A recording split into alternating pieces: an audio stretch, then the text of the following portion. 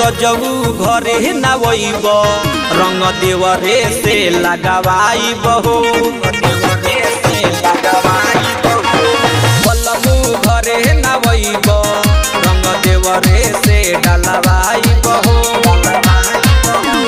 कहिया से बानी बोलाव, कहिया से बानी बोलाव, हम तुहरा के छछनायब हो।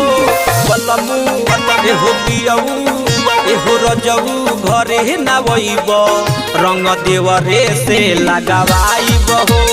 रजऊ घरे नवैब रंग देवरे से मलवाइब हो।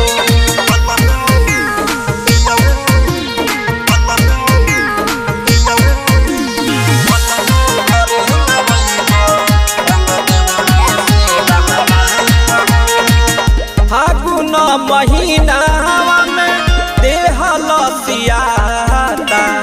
रहतार बहरा हई धन बसियाता नहीं बतिया बुझेल खाली दीन धरेल। रहनी लाला का पियार का, रहनी लाला का पियार का, हम करे से मलवाई बहो। रजऊ बलमू पियऊ घरे नवैब रंग देवरे से डलवाइब हो।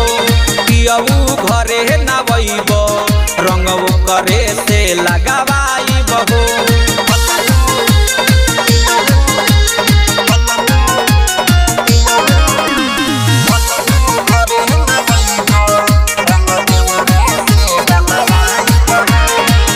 ए मजी तारा ना पिया खेले आव होली, नाही तमाजा लुटी देवरा के टोली।